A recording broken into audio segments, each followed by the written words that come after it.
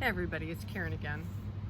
I'm out here in front of the Granville Elementary School because I've been thinking about and praying for all the teachers and parents and students and school administrators who are trying to figure out what the right thing to do is as far as school goes for this fall.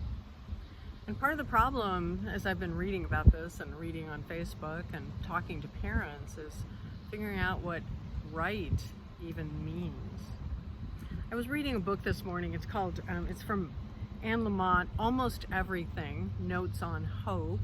It's actually a book that Stephanie Knobloch recommended at the early stage of the pandemic, and I'm just dipping into it. But Anne Lamott writes some about ambiguity and uncertainty, and I found that really telling in this day of trying to figure out what right even means.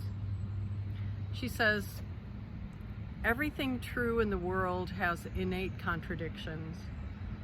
Socrates wrote, I know one thing, that I know nothing. And I don't know about you, but it feels that way a lot these days. She goes on to say, we think we know what we know, and we love this so much, no matter what Socrates thought. We like to think that we stand on the truth, that the ground beneath our feet is stable, moored, which totally works for me. But is it? Really? The things that we feel are certain are so up in the air right now because of the coronavirus. It's not that science isn't science and fact isn't fact. It is. It's just that there's so much we don't know. And the ground underneath our feet keeps shifting and shifting and shifting. And I don't know about you, but for me, I find that that's pretty exhausting. And I think, what's it like for parents? What's it like for moms and dads trying to figure out the next right thing? Now, for some, it's probably clear and straightforward, but I loved one of the posts I saw on Facebook that had, and that's how it feels for a lot of folks. One of the pieces of comfort I actually get is that the world has been filled with contradictions many times in the past, and there haven't always been straightforward ways to know what the right path forward really is. One of my favorite books in the Bible is actually Proverbs, and it's not a story, it's not a narrative, it's a series of little pithy sayings. But part of what I love about it is that it contradicts itself. It has different advice.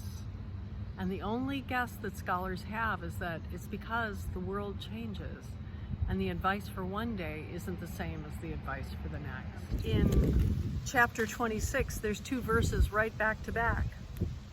Don't answer fools according to their folly, or you will become like them yourself.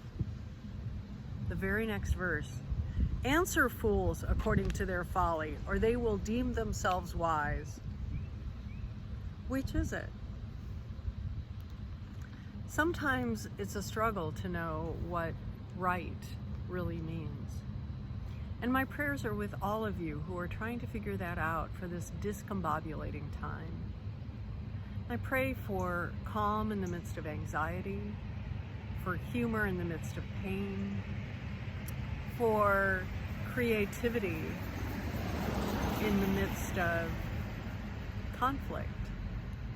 There are a lot of tools we need in our toolbox right now. And my prayer is that you will find them in yourself and in each other, and that together we'll be okay with the help of God.